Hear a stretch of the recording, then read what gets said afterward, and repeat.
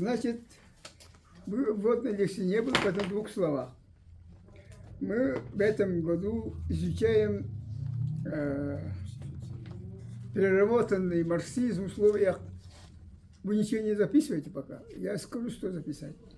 Значит, переработанный в условиях России, она мной названа русифицированный марксизм в условиях России, ленинизм.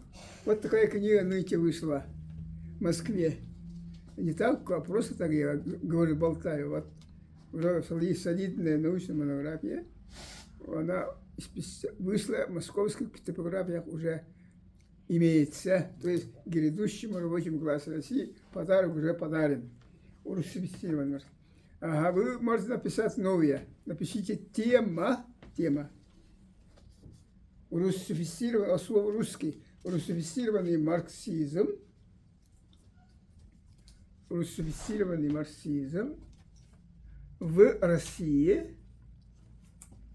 Ленинизм. Ленинизм. Что это означает? Русифицированный марксизм в России, ленинизм. Это означает таким образом.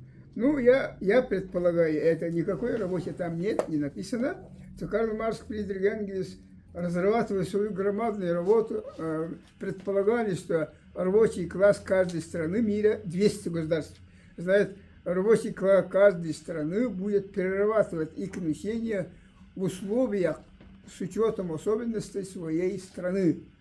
Потому что сам, как Ленин говорил, марксизм – это та наука, которую социал-демократы должны разбивать во все стороны, если они хотят остаться от жизни. В этом высказывании это признание этих намерений Маркса, Энгельса, Ленин сделал. Значит, Россия русифицированный марксизм, Ленин сделал, Китай маоизм, Мао Цзэдун сделал, Вьетнам хошимизм, вероятно, их лидер и так далее. Каждой стране свое учетом, потому что тогда только марксизм живет учетом их жизни. Это первое. Второе, с учетом образа жизни, склада мышления, национальной традиции, обычаев и культуры, искусства народа страны, каждый рабочий класс должен разработать научный план строительства переходного периода от капитализма к коммунизму. Потом, когда они построят переходный период, первую фазу, потом вторую фазу. Вероятно, это будет около 1000 лет, потому что преобразование общества показало, что она идет очень медленно. Вот посмотрите, Россия и Советском Союзе в общей сложности 76 лет стоял коммунистическое общество. Казалось, я 10 лет проработав в этой сфере, секретарем районного комитета партии, казалось, что люди сегодня все советские, это частица уже новой советской цивилизации. Оказалось не так. Когда в 91-93 годах состоялась контрреволюция, когда заводы, фабрики за бессонных продавали, а в Якутии раздавали коровы, лошадей, тракторов, машин, вчерашний рабочий класс, одежда рабочего класса, получившие зарплаты рабочего класса, никто не возражал. У всех в глазах искры, как можно больше хватнуть, как можно больше взять бесплатно. А это было создано многими поколениями советских людей. Ни совести, ни чести, ни достоинства. Понимаете, какое дело? Поэтому считаю, что вот коммунизм построить быстро-быстро, это можно сказать только, человек невежда. Вероятно, это будет очень долго будет идти. Великий Ленин сделал все для того, чтобы это строительство шло нормально. Он, понимаете, учетом то, что рабочий класс безграмотный, крестьяне безграмотные, он, понимаете, разработал в двух работах «Государственная революция» и «Детская болезнь левизны», разработал теоретическую модель первой фазы коммунизма. Там 6, я нашел в разных работах 6 критериев. Но это 4 этапа, 6 критериев. Это 4 этапа, сколько можно строить так? Вероятно, каждый этап по 400 лет, может 500 лет, может 1000 лет. Кто его знает? Потому что критерии-то там даны очень четкие Лениным. Самый великий Ленин о разных работах 6 критериев. Поэтому у нас был практически граница между переходным периодом, первой фазы уже разработан великим Лениным. Но, к сожалению, ни Сталин, ни другие ученые КПСС Советского Союза это не открыли. Это открытие сделал я. И впервые я предложил научной общественности о теоретической модели первой фазы ленинской концепции. И никто на это дело не отозвался. В Москве это лежит во всех библиотеках-то. Никто не отозвался. Потому что до этого надо расти. Ага. Вряд ли они все прочитали Ленина. Ну, там 2-3 тома, а там 55 томов. Ага. Притом и рисунок одинаковый. Маркс, Энгельс, Ленин никакой отдельной философии не разрабатывали, никакой политической экономии не разрабатывали. Они вкрапали на огромном количестве работы. Это я отсюда собирал, как Якут Куюр делает, да? Чтобы карасей вытаскивать. Вот я их оттуда вылавливал и создал отдельно философию коммунизма, политическая экономия переходного периода. Между прочим, политэкономия переходного периода в Советском Союзе не была разработана. Такой учебник полным-полно, можно найти 50 до 40 штук. Но они в основном политэкономия капитализма. Социализма не было разработано. Понимаете вы? Это я вам напомню. Сейчас пишите тему. Теоретическое наследие. Лекция номер 2. Теоретическое наследие Владимира Ильича Ленина в области философии. Теоретическое наследие Владимира Ильича Ленина в области философии. В следующий раз будет семинарское занятие по этой теме. Поэтому то, что я скажу, напишите, вы должны написать. По своим записям будет отвечать. Ничего вы не конспектировать не будете, ничего читать не будете. Мы с вами собрались для того, чтобы иметь представление, что такое русифицированный марксизм в России. Представление, а не знание. Так, начинаю. Значит, да, сначала напомню Маркс и Энгельс, как они разрабатывали марксистскую философию.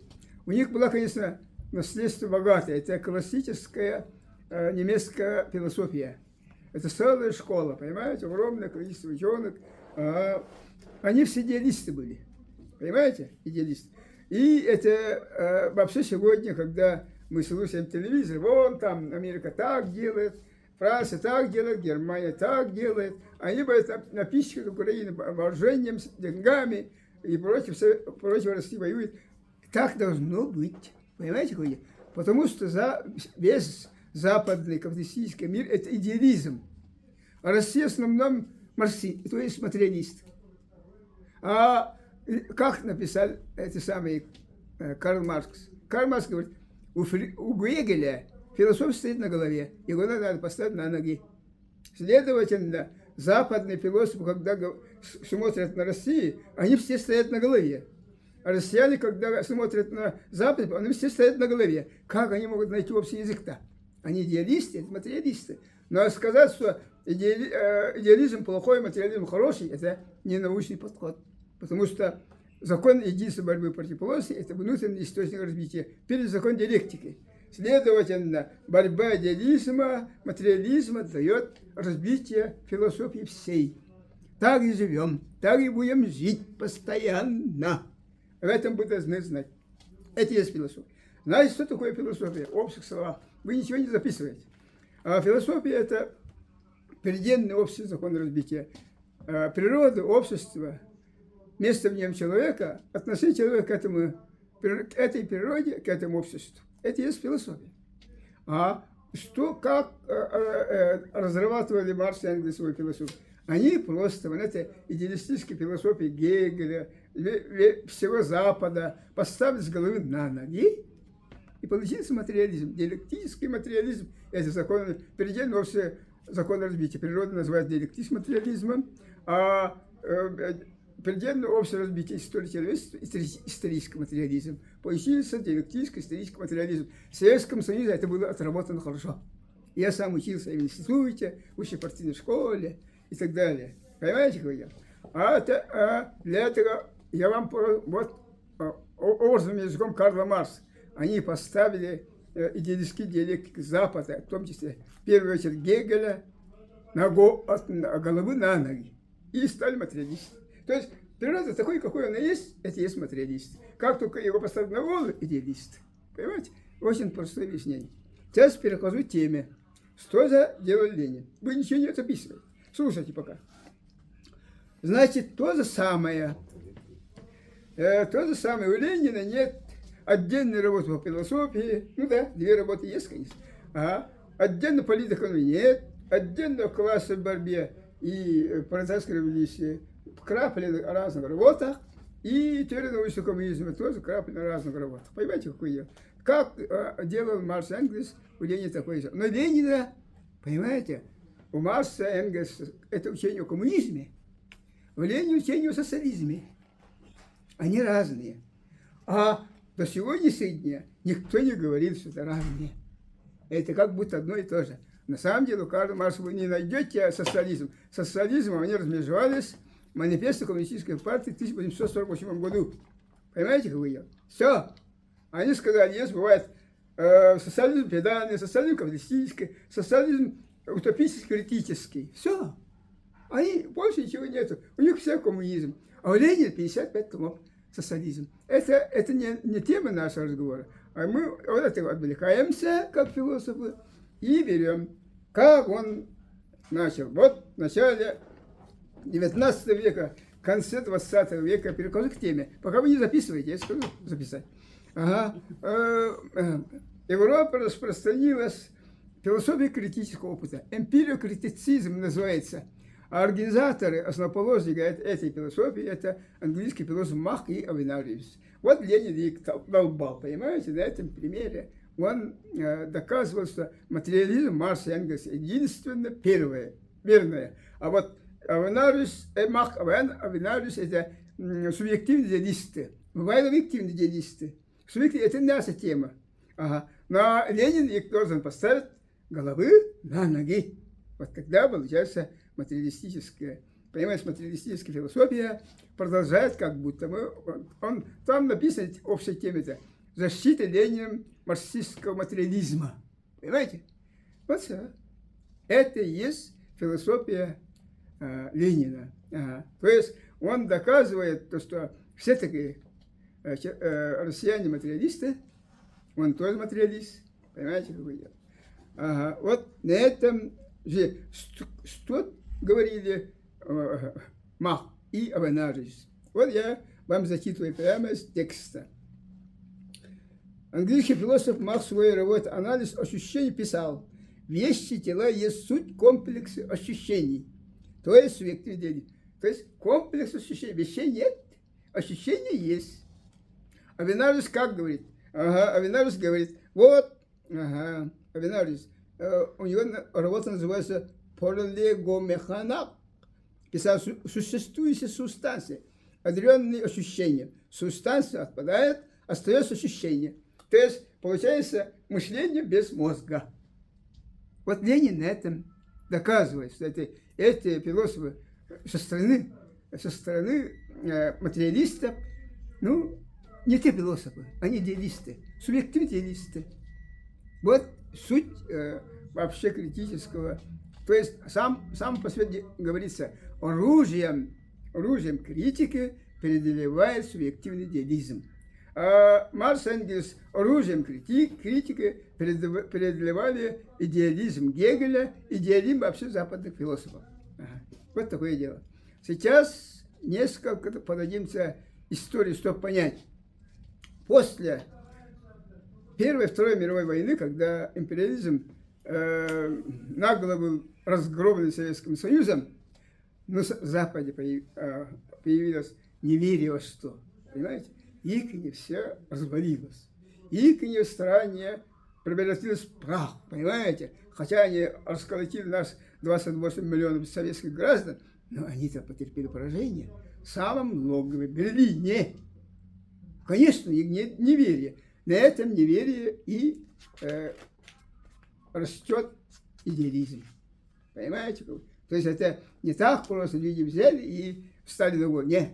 Это имеет глубокий корень. У них пошатнулась их невера жизнь, справедливость, счастье, любовь, все это дело пошатнулось, понимаете? Потому что их идеалы рушились, это, понимаете, проклятые большевики, коммунисты, уничтожили их не все, понимаете? Все их учения, все их идеалы, все их мечты, понимаете, какое дело? Они хотели господствовать по всем мирам, оказалось, нет. Еще Советский Союз есть. И они нормально, вот 40 с лишним лет разбивали, соревновались. И, между прочим, соревнуясь с Советским Союзом, капиталисты разработали. Там, вы думаете, умных людей нет? Есть. Они даже больше рядом всем России. Ага. Они разработали, понимаете, свое совершенствование в этом мире. На этом они как дрожжи развиваются. Это сегодня материалисты и философы не очень далеко говорят, вот, капитализм, понимаете, загнивается, капитализм, понимаете, пропадает, капитализм сам себя как будто исчезнет. Ничего подобного. Капитализм сейчас в подъеме. Они разрушили Советский Союз, сейчас хотят разрушить Россию. Они в грудь бьют и говорят, мы им покажем. И вот показывает Россия, Украине. Ох, что значит философия. Ага. Философия – это фундамент всех знаний. Поэтому этой философии шутки плохие. Поэтому мы с вами должны философию знать. Сейчас записываем. В конце 19-го, начало 20 века, в конце 19-го, начало 20 века, вы когда не успеваете, меня заставьте повторять. В Европе распространилась философия критического опыта. В Европе распространилась философия критического опыта, которая называется эмпириокритицизм. Философия критического опыта, которая называется эмпириокритицизмом.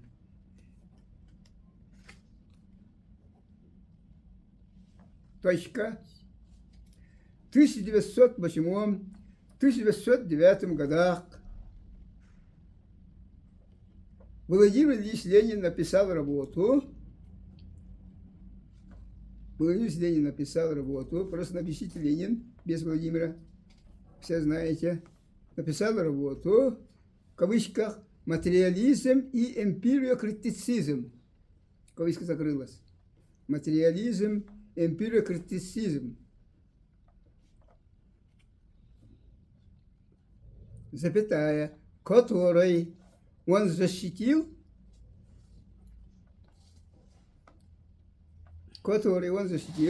и дальше разбил марксистскую философию.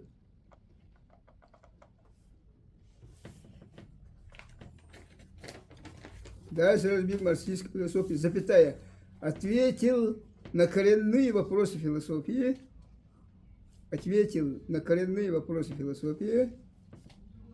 и обобщил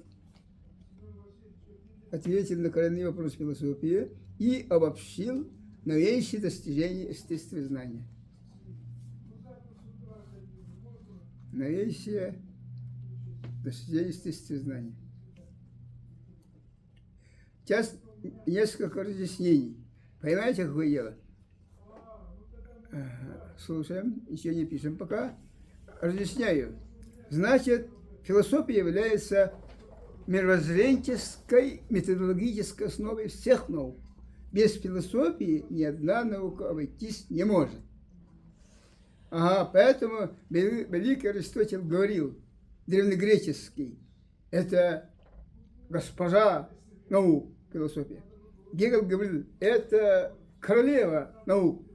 Но потом появился Огюст Конт, который сказал, это не наука, он ничего не может решить. И пять аргументов перевел, что философия ничего не стоит, он не может быть мировоззренческой, методической основой всех остальных наук и так далее. Если Огюст Конт был прав, философии не было бы, да? А философия здравствует до сих пор. Поэтому, то есть, считать, что философия, вот она как госпожа и королева наук все время только развивалась, это неправда, а его терроризировали. Вот Огюст Конт – это самый яркий пример немецкой классической философии. Понимаете, как я? Так, пошли дальше. Основоположниками философии критического опыта, основоположниками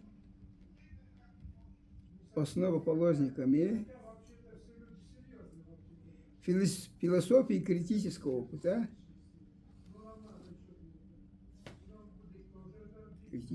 опыта, выступили английские философы Мах и Авенариус.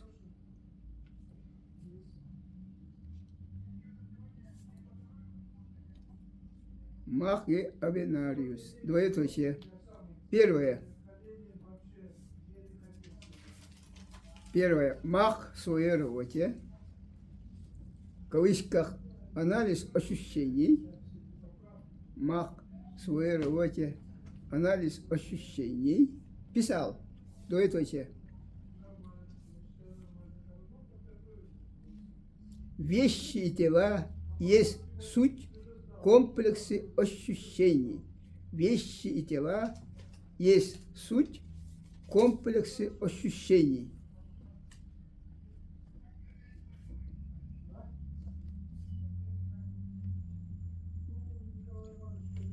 Суть комплекса ощущений. Второе. Авенариус в своей работе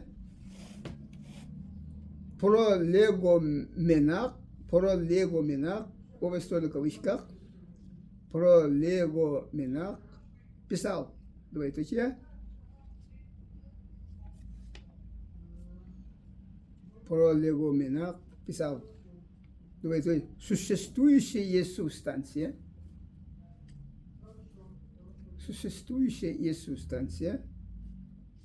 запятая, одаренная ощущением. Точка. Еще раз. Одаренная ощущением. Существующая есть субстанция, запятая, одаренная ощущением. Точка.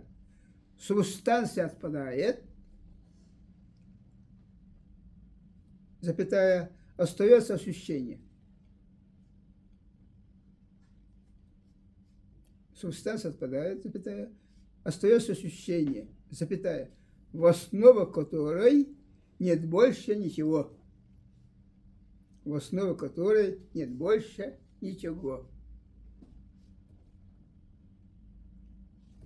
Новые строки. Это и есть субъективный идеализм. Это и есть субъективный идеализм.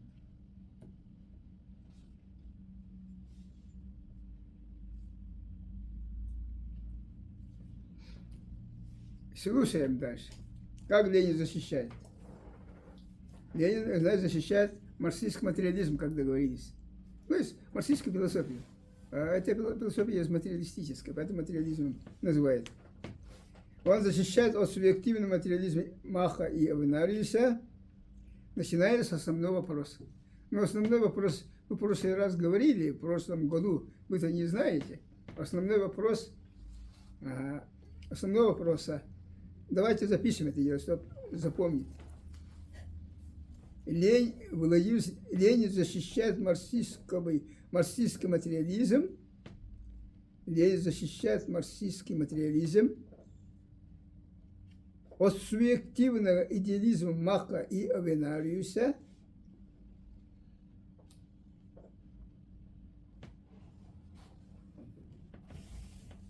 от субъективного идеализма Маха и Авенариуса,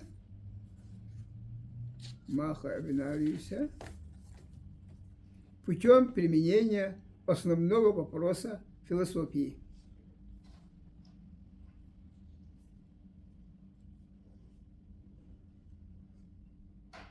Путем применения основного вопроса философии.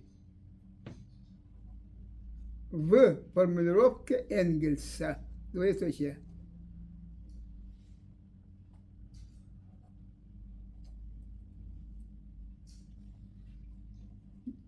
отношение мышления к бытию,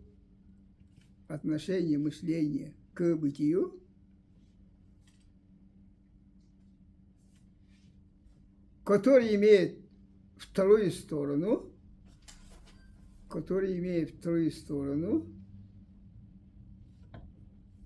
способно ли наше сознание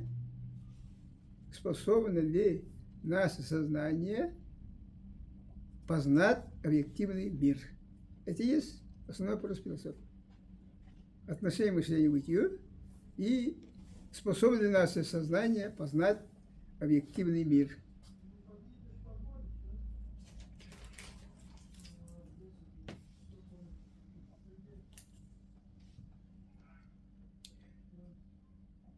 На самом, да, записываем дальше. Авенариус писал, двоеточие, ощущение существует без субстанции,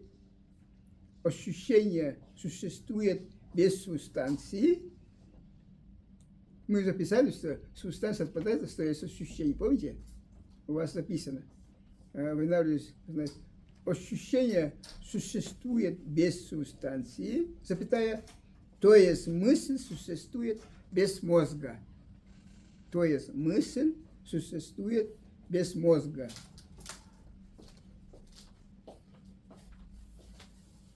Какой чушь? Ощущение существует без мозга. Так, да, вы сейчас отдохнете, я объясняю дальше. Значит, вообще естествознание тогда, сегодня я не знаю, в каком состоянии, тогда было, принцип материалиста практически было левой рукой посчитать. В основном были идеалисты. Понимаете? Ну, время такое. Ага. А на самом деле весь материал об окружающем действительном мире добывают естествоиспытатели, которые идеалисты-то. Они добывают. А их материал служит материалистическое объяснение существующего мира. Поэтому вот вся работа направлена на них, в принципе, да, на них. И вот в частности, Ленин говорит, физики говорят, исчезла материя. Ну, такое время было. Эфир там, еще что-то, и материя исчезла. И тогда Ленин говорит, ну, все пришли, говорят, ну, материя исчезла, а как сейчас жить будем так? Ага. Ленин разъясняет, это не беда, потому что физик имеет в виду, что кончается, мы достигаем того предела мышления, до которого мы все время считали, что вот материя, она абсолютная, и его плотность, там все остальное переводим, оказалось, она относительная. Наше знание идет вглубь, и то, что мы считали раньше абсолютно истинным, оказалось относительным. Все, ничего не исчезло. Материя как была, так и остается. Понимаете, какое дело? Сила-то в этом оказывается.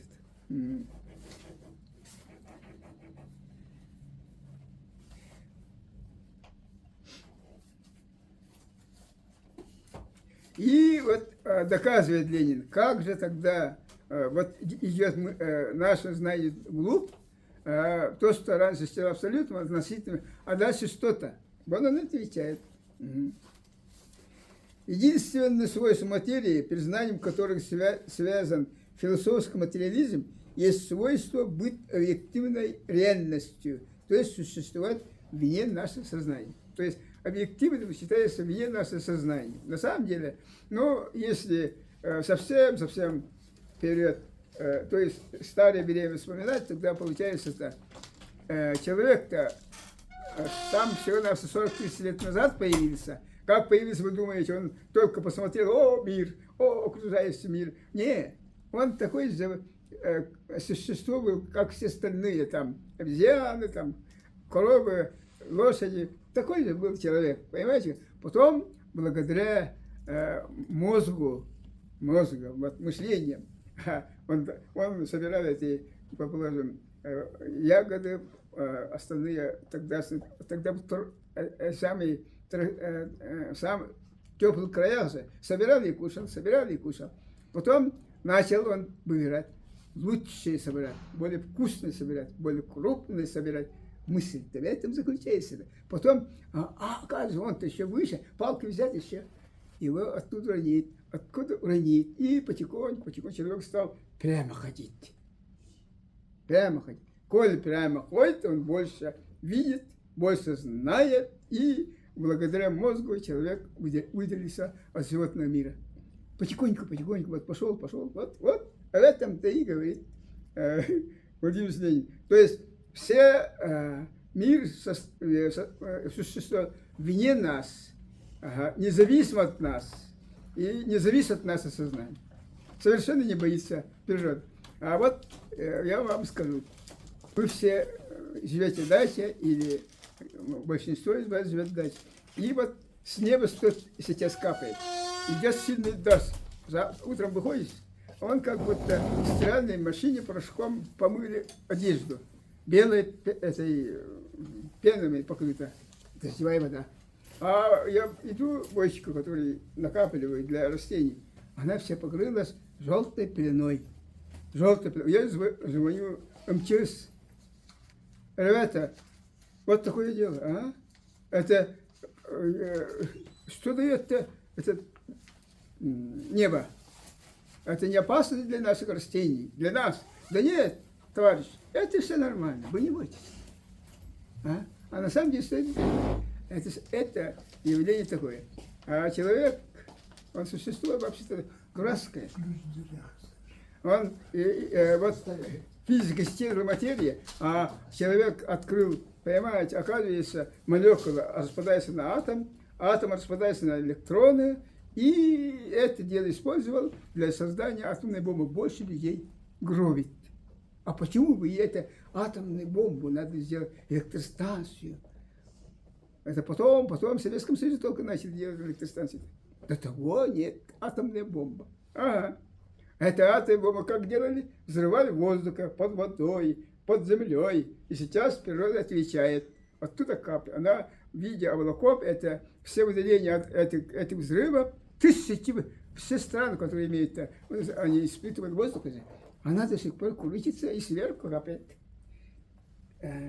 Мыльные пузырьки, желтые пеленка на бочках.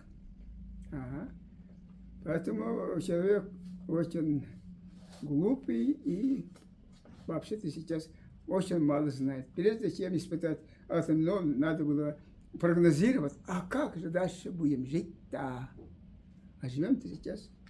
Ага. Сейчас, говорят, все нормально. А тик-тик-тик-тик-тик. Если переворим проверить, так тик-тик-тик. Нормальный уровень. Взяли и считают нормально. Это ненормально. Это вредно влияет. А почему же рождаются дети уроды, прочее? Все из того же. Вот так. Поэтому вот великое гений Ленина в этом и заключается, понимаете? Ага. Паника там получилась в те время. Вот война Маха. Материя исчезла. Записываем. Владимир Ленин разъяснял, двоеточие. Когда физики говорят, двоеточие, материя исчезла, оба стороны в кавычках, материя исчезла, оба стороны в кавычках, они хотят сказать, запятая, что исчезает тот предел,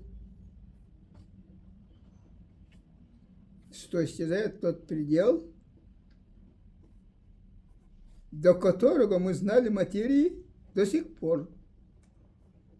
Исчезает тот предел, до которого мы знали материи до сих пор. Запятая. Но наше знание идет глубже, и исчезают такие свойства материи,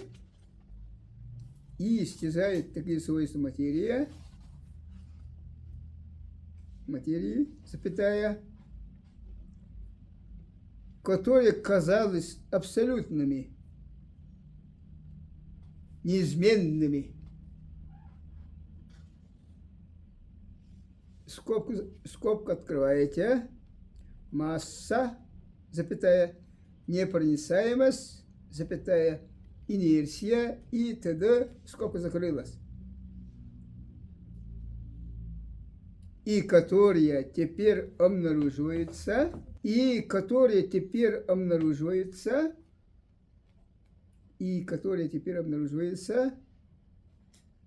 как относительные. Ибо единственное свойство материи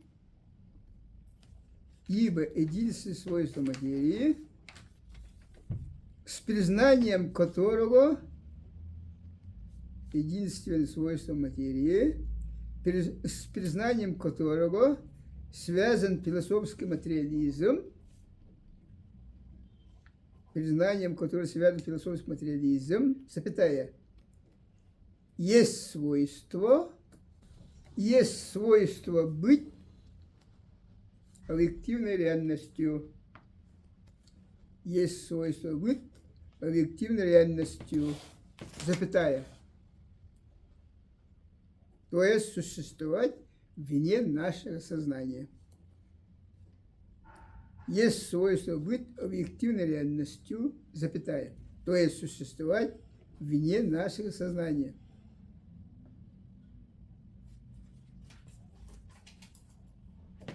Мы Маха Авинарис разгромили. Сейчас несколько слов о диалектике. Владимира Ленина есть работа «Философской тетради». В этих философских тетрадях он разработал, объяснил материалистическую диалектику.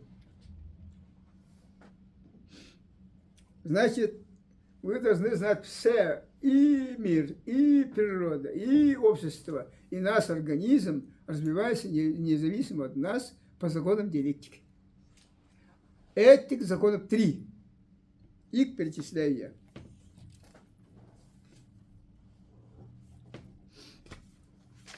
Значит, первый закон. Единственная борьбы противоположна. Ничего записываете. Я потом скажу, слушайте сначала. Закон единственной борьбы противоположности – внутренний источник всяческого развития. То есть, первый закон диалектики – это если не было бы этих, вообще-то говоря, Фридрих Энгельс, когда говорил о диалектике, о этом законе, он говорил, что вот, человеческая жизнь – это возникновение, разрешение противоречий. Как только этот процесс кончается, человек умирает. Очень простое объяснение, правильно, да? Потому что, понимаете, какое дело? Вот мозг, у нас компьютер здесь, который сегодня, если компьютер и копейки не стоит, чем у нас компьютер. У нас компьютер при зачатии процесса любви мужика и женщины, значит, запрограммирует в будущем мозгу маленького человечка, что он будет регулировать всю деятельность всего организма. Сердце, дыхательный организм, почки, печень, все будет регулировать в автоматическом режиме, независимо от воли и желаний человека. Самая большая тайна сегодня наука вообще знает, что вот мозг сколько-то весит, там 1,5 или 2 килограмма или 3 килограмма, а состоит из корки и там внутри кашеобразные вещества. Все, больше ничего не знает. Этой части там что-то, этой части то-то, этой части то-то, этой части то-то. Предполагает, а на самом деле ничего не знает. Пусть долго не знает. Долго не знает. А чего? Почему они хотят знать-то? Вот наши противники, Соединенные Штаты Америки, а все остальные фашисты, они хотят в нашей голове, мозгу поставить чипы и нас с вами руководить компьютером. Это хотите, да? Нет. Поэтому мозг пусть не копается, если дураки, понимаете. Весь секрет природы в этих мозгах. И вы же не управляете, вот сердце сколько-то стуков, дыхание сколько-то стук, и печень. Вы же ничего не делаете, а мозг запрограммирован природой. И человек живет, работает. И главное, ходишь, и там такое дыхание, бегаешь сильнее, сильно бегаешь, еще быстрее, какого-то предела, после чего, если человек достиг до предела, тебя начинает болеть голова, там, головокружение, то есть сигнализирует мозг, ты кончай это дело-то. Сейчас упадешь, умрешь. Понимаете, как я? Поэтому шутки этой материи, вот атомную бомбу вам сказал, сейчас мозг вам сказал, шутки плохие. Поэтому мы должны знать закон диалектики. Первый закон, как я сказал, это закон единства борьбы противоположностей. Ага. Мы должны знать, что наша жизнь, вот, в которой всех, каждый сидит, процесс этот происходит, возникновение, разрешение противоречий. Как только исчезнет, человек умирает. И никуда он не девается, он превращается в бревно, никакой там загробной жизни прочей нету, ни Бога, ни черта. Философы таковы должны быть, а философы сегодня такие. Вот смотрите-ка, нашего президента Путина, давай пойдем.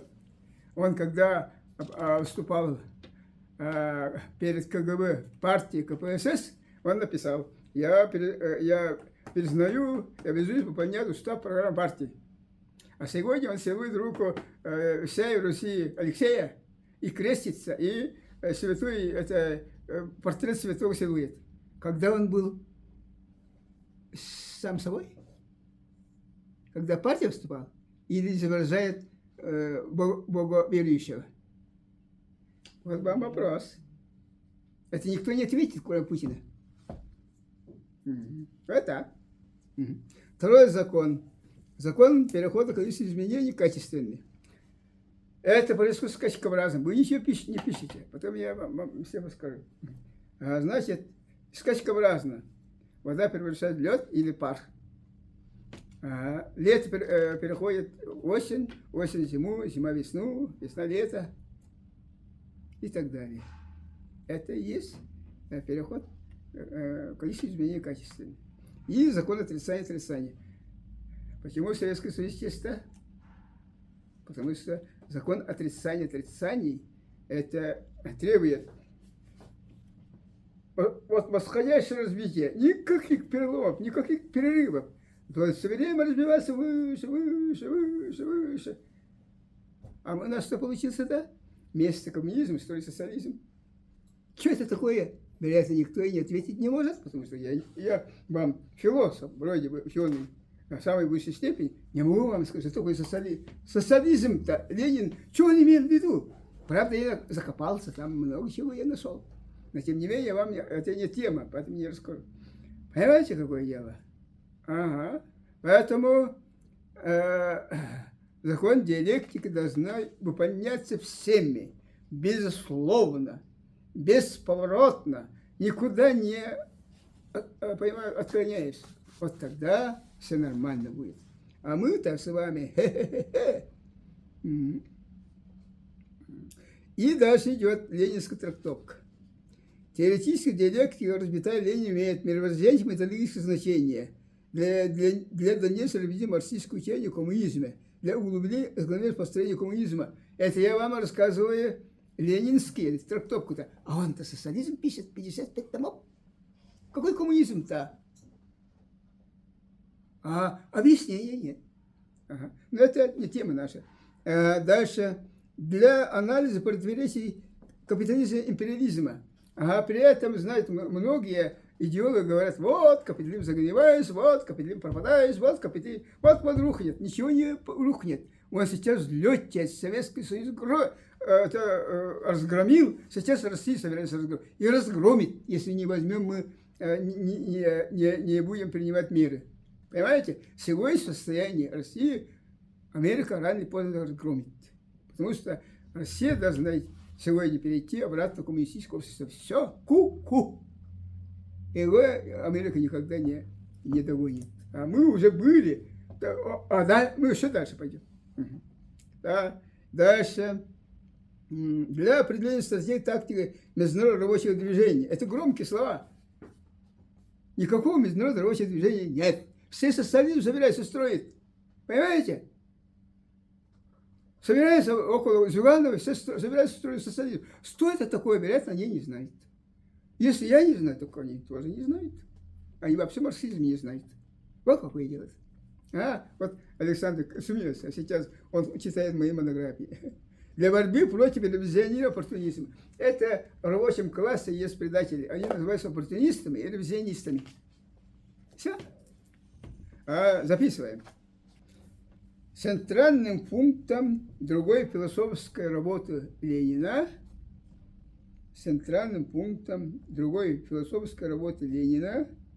является Философские тетради, обе стороны в кавычках, является материалистическая диалектика. Дальше пишем. Ленин рассматривал законы диалектики, двоеточие. Ленин рассматривал закон диалектики, двоеточие. Первое. Закон единства борьбы противоположностей. Первое. Закон единства борьбы противоположностей. 3. Внутренний источник всякого развития. Внутренний источник всякого развития. Второе. Закон перехода количества изменений качественные. Второе что?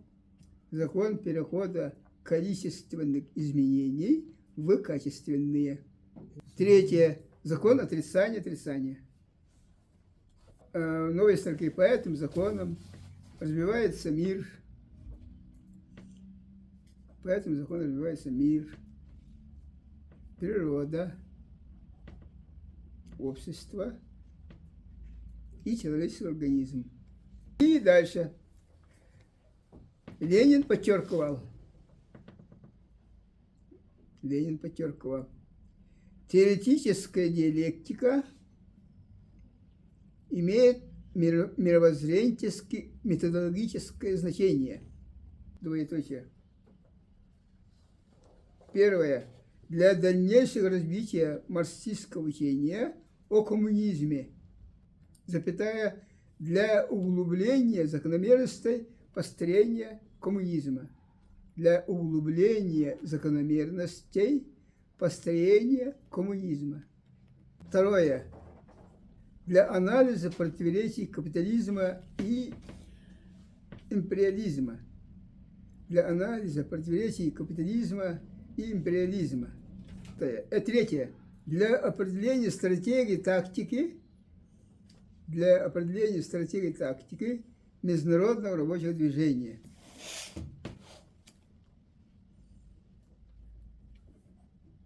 Для определения стратегии тактики международного рабочего движения. Четвертое. Для борьбы против буржуазной философии. Это для борьбы против ревизионизма, оппортунизма в рабочем движении. Для борьбы против ревизионизма, оппортунизма в рабочем движении. Вопросы, пожалуйста. Вопросы. В следующий раз, 17 занятие по этой теме. Вы, если хотите углубить свои знания, мои монографии можете посмотреть. Но там только не философия коммунизма, это трактат внедрения коммунизма в Советском Союзе от начала до его развала. Это само собой, это и философский трактат. Но если на марксистской в этом библиотеке есть теоретическое наследие Маркса и Энгельса, вот там все описано очень даже четко. И философия, и политэкономия. Есть такая книга, изданная совсем недавно, в 18 или там, 17 году в библиотеке есть. И там, и я уже сдал эту книгу. Русифицированная марксизм, библиотека, она есть.